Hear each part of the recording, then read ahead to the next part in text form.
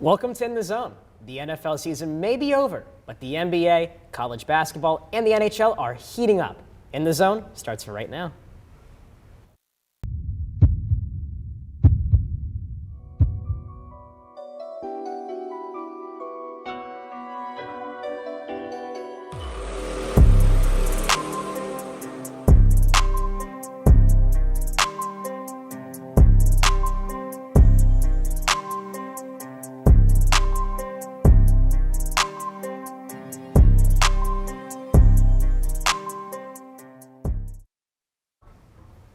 With Selection Sunday a little under 2 weeks away, the regular season is wrapping up and teams are polishing off their resumes in hopes of a trip to March Madness. This weekend we saw a boatload of crazy games. With that being said, let's take a look at the scoreboard from this past Saturday in college basketball. Lucas, your thoughts on this past weekend? This past weekend we saw a lot of upsets. It was kind of more than you're used to, but the last weekend of February, that's always a given. I think the biggest thing for me was Iowa coming back and beating Michigan State. That was more of a big win for Iowa than it was a loss for Michigan State. The comeback in the last 13 seconds for Michigan State, you have your two best players going, I think, for 30, maybe 31 and 21, and then they still allowed the late comeback by Iowa. The other big thing for me this past weekend was Arizona losing. I think that's really a big resume booster for Arizona State. Owen, what did you see? Well, I did want to point out the Iowa-Michigan State game because I think that on the opposite side of what you said, Michigan State definitely lost that game, I feel. The Hawkeyes had 29 second chance points. That's unacceptable if you're trying to make it into the tournament like Michigan State is right now. And you blew a 13-point lead in 90 seconds. I just don't know. Missed chances. That was the name of the game for the Spartans this week. That's like Penn State blowing a lead to Rutgers. That was hard to watch. Tough. It was tough. Especially when you're on the bubble like that. You really can't blow leads like that. So that's tough to watch. But taking a look at Tuesday's games, guys, there was even more craziness in this slate of games. Let's take a look at the scoreboard from Tuesday night. Owen, which games impressed you the most? Honestly, I have to say that North Carolina State-Duke game impressed me a lot. Yeah. Duke, their young team, not as good as previous years, but they pulled out that win, and it was pretty impressive to see. Virginia getting that win over Clemson, also a highlight. Lucas, your thoughts?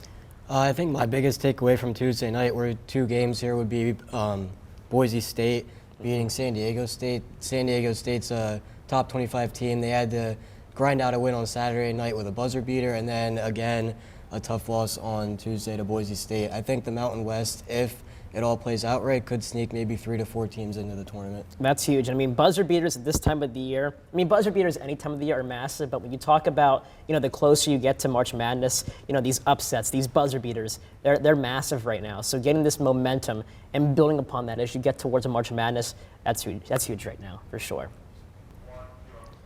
Competition is heating up as teams make a final push for regular season conference championships. The ACC 5 teams are within 2 games for first place. We see the same story over in the Big 12 and the Big 10. As we look at the standings, what are your thoughts, Lucas? I think in each conference there's multiple teams who can definitely make a push to win the conference tournament. Not only in the regular season, we saw Kansas win the Big 12, I think, this past weekend. Yep. The Big 10, there's a few teams. I think right now, in my opinion, I would look at Purdue and Indiana as the 2 favorites. Yeah. And then in the ACC, you kind of have a handful of teams. You're going to have Miami, you're going to have Clemson, Virginia, NC State, and maybe UNC could sneak in there depending on who they're seeded against in the ACC tournament. Go ahead. ahead. For the Big Ten, personally, I think Maryland, I believe it was, projected to finish 10th overall at the start of the season. They're second in the standings right now. Right. They've been rising high. Their stock's really rising. have. Yeah. It's been impressive to see. I think that if they want a realistic chance of going to the Big Ten championship, they need to improve that road record. Because struggled all season on the road. I think the only 2 wins they had were against Minnesota and Louisville. If you see Louisville play this year, that's not an accomplishment. Yeah, it's not good. Well, now if you look at Maryland, they started off the season unranked, right? So now they're 21 in the country. So they're building upon their resume already as they're, gliding up the rankings and rising up the rankings. So, and you talked about Kansas as well.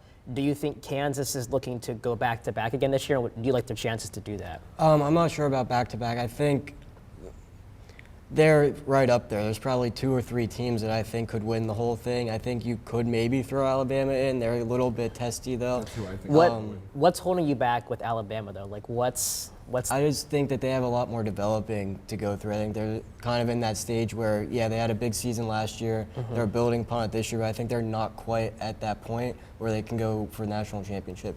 I think a team that could be in that category along with Kansas might be UCLA.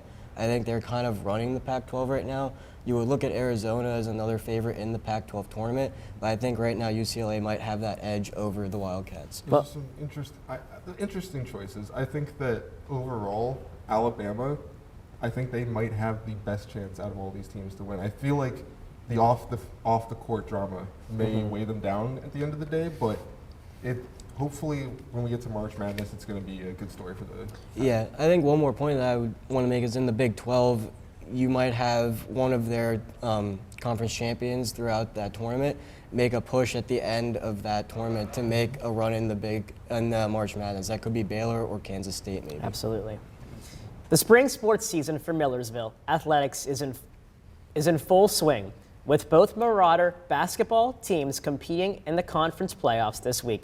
There sure is a lot going down in Marauder athletics. We now swing it over to Michael Zabkowski with the latest in Ville sports. Mike, take it away. It sure has been a busy and exciting time for Marauder athletics. In basketball, both the women's and men's team hosted first-round PSAC playoff games on Monday night.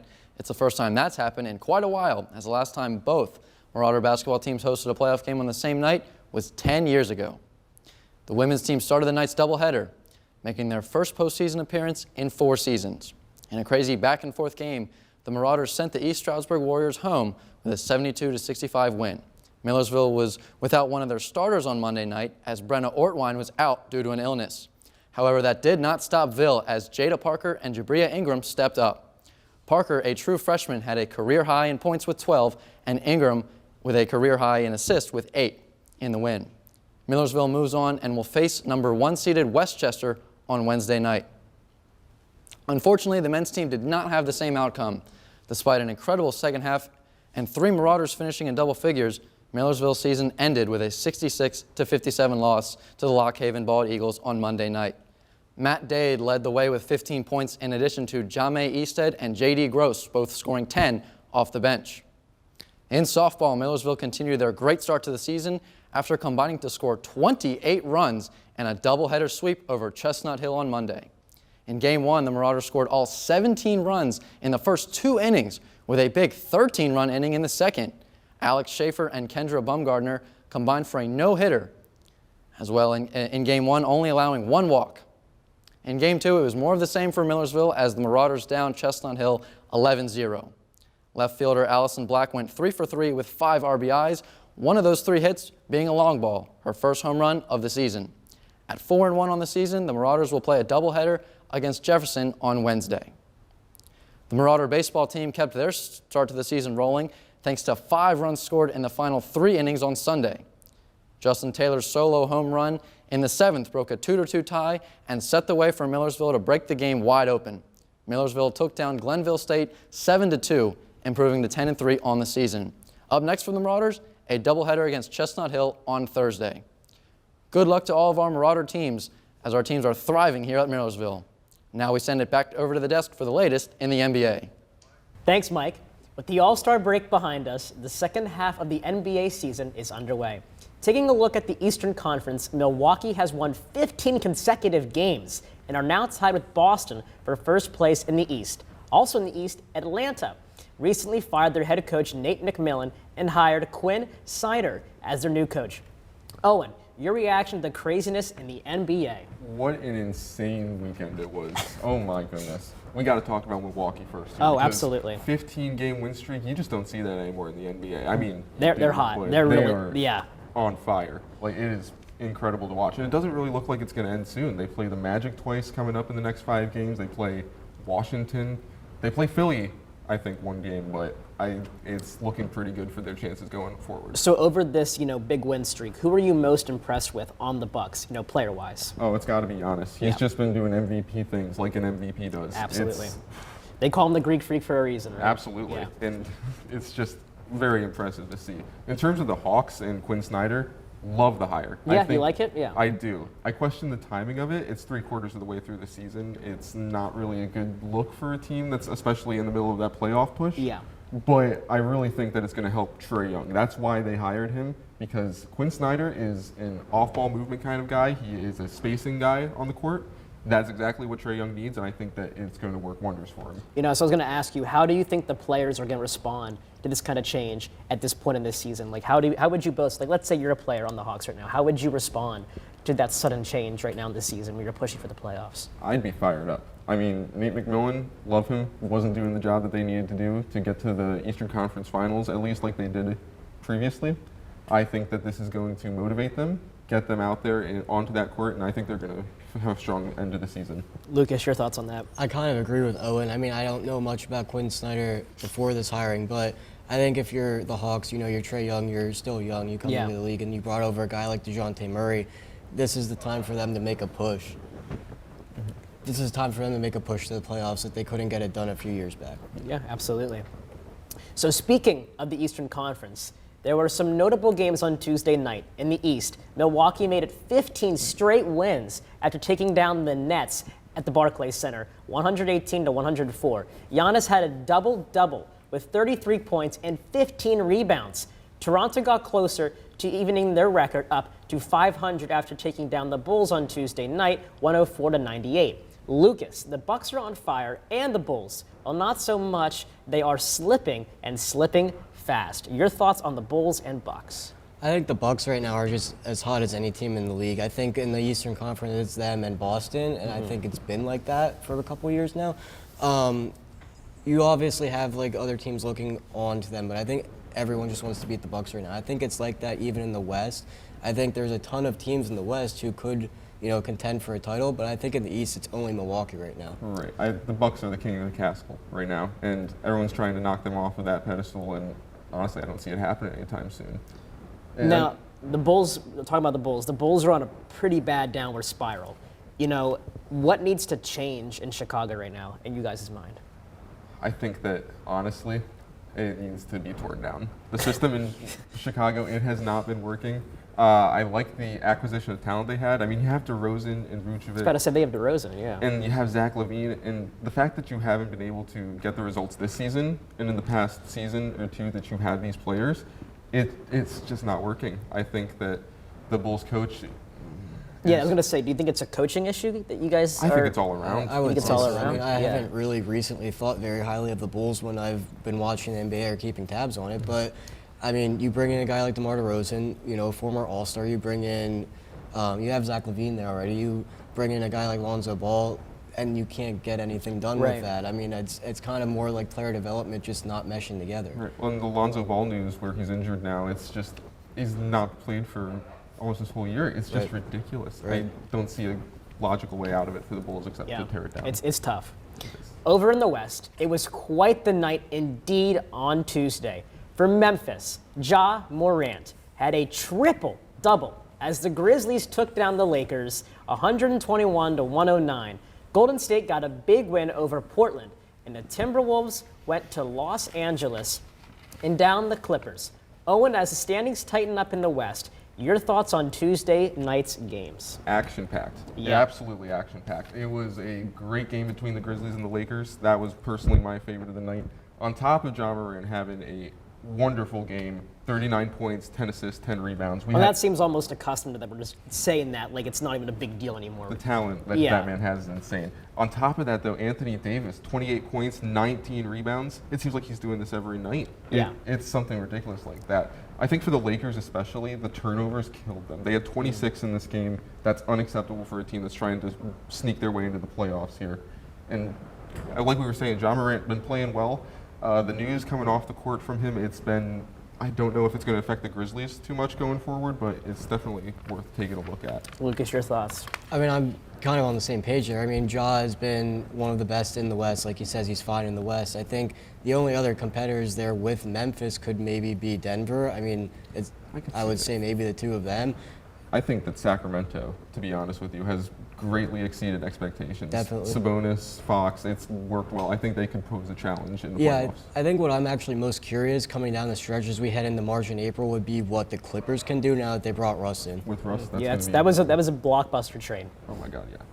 Teams are making moves in the NHL with the season heating up. Dylan, Wiest, and Brad Wood will join us on the other side of this break. Don't go anywhere. In the Zone. We'll be right back. Welcome back to In the Zone. Dylan Wiest and Brad Wood now join us. And guys, the 2023 NHL trade deadline has been one for the ages. With the trade deadline coming to a close on Friday, which GMs have made some of the best moves in your eyes, Dylan? I mean, personally, I'd say the Boston Bruins. I mean, picking up Orlov and Hathaway, both of those Huge. guys, That was solid huge. on the Capitals. Yeah. And then when you go into a game against Calgary, Boston doesn't need a win against Calgary, but still to pick up a win against them to move to 99 points, big, extend their win streak to 8 now. But I think Orlov, I mean, you go into that game, your big guys, Pastrnak, he isn't scoring like he needs to be, and Orlov comes in, scores 2 goals, gives an assist, game, yeah. sends them to overtime, and then they can pick up the overtime winner. So, I mean, I think both of those guys are huge for Boston, and they can really make that team even better than they already are. Well, the biggest thing that you mentioned too is Hathaway, right? Hathaway fits that Boston system. Boston's been, notoriety known for that, that rough, that blue collar kind of hockey kind of team style. So Hathaway will fit right in. But Brad, your thoughts on what trade's been the best so far? You know what? Something that caught me by surprise was Patrick Kane going to the Rangers. I mean, it's not because he got traded at all, because I think it was been coming. Patrick Kane is on a crap team, and Chicago needs to flush the core. And Rangers pick it up for a second round and a 4th round pick. Honestly, you can't really complain that much. Not to mention, I believe another team is taking up part of the salary as well. Yeah, the Coyotes are The taking Coyotes. 50% of the three salary. teams. For a out. 3rd round pick. Yeah. So I deal. think Patrick Kane will do a very good role for a young Rangers team. They need a good vet influence to really push them through in the cup. Absolutely. So even with all these big blockbuster trades, there are still some big name players available on the market, guys. So Brad, what trades do you see possibly happening? I know you agree with this, but we gotta look at the Pens. Pens. Thank you. The Pens are not in the best place. They're trying the best to push the wild card, but they have the injury bug. Not to mention the forward core is aging, old. They Exactly. need to make something happen. Exactly. Now we all thought, at least I thought in the beginning, that JT Miller would be a good role. Yep. But honestly, though, I think the Pens are going to try to get Brock Bowser. If I'm being Yeah, completely honest. I'd agree with you completely. I mean, look, I'm a pretty aggressive guy when it comes to dealing trades on NHL 23. I know that's a lot different, but I like to make a big splash. So right now, if I'm Ron Hextall, I'm calling up 2 teams right now, guys. I'm calling up Vancouver, and I'm calling up Arizona, because I'm going after, like you said, Brock Besser. I would probably ship them a 1st-round draft pick for Besser. That gets me a 1-on-1 for Besser, and maybe I get rid of P.O. Joseph as well, throw him in there as well. And then I go over to Arizona. You need a defenseman, right, to play with Letang to solidify your black-blue line. So you got to go after Chikrin, right? So I'm giving, Arizona, I'm going to give them Dumoulin, and I'm going to give them Alex Nylander, and I'm going to give them also a 1st-round draft pick and another 1st-round draft pick from the following years. But they won't do that, though. They're going to be very modest as well. That's why I'm not the GM. But we also got to think about Nashville, right? We have Sasa right there coming in, good goaltender, Hall of Fame level. Now, they want to trade him. They want to flush Nashville, restart all over. Personally, I don't get it. You have 2 years on him, $5 million per each year. I don't get when you got to trade him, you're going to get a big, giant prospect hole. And I don't think any teams really want to splash a cast on a good goaltender right now. I think they're going to hold him for right now. I think that could be smart. I think Chychrun could go to the Penguins. Yeah. I could see that. I don't think they'd give up as much. No, as look, I'm much pretty for him. ambitious. I don't think the Penguins are going to get as much in return, but I honestly think he could be a good fit on the Penguins. And with Arizona struggling as much as they are right now, I think picking up a guy like Brian Dumoulin could be big for them, kind of replace that. Absolutely. And speaking of Arizona, Shane Gostisbehere just we went just to heard about Carolina that. not that long ago, and I think them getting rid of him fills in an opening spot for someone else to be able to make up that lineup. So I think that could be a smart that's move. a great point right there. So as the race to the Stanley Cup playoffs intensifies, which team do you think are the favorites, and which ones will barely make it in? I really think Boston is still going to cruise. They're close to 100 points now. They just got some depth, crying out loud. They are stacked, okay? There's a saying, The rich get richer, and the Eastern Conference just got a lot richer in this closest trade deadline. Well, yeah, like you said, the Eastern Conference has always been rich, but I'm probably gonna regret saying this in a couple months from now, but I don't think Boston gives me the Tampa Bay Lightning vibes, and we talked about this. 2018, 2019 Tampa Bay Lightning, right? Where the team is so good in the regular season, right? And they're on their road to breaking records and points, and they're having a great year. But here's the thing and the question I have for you guys.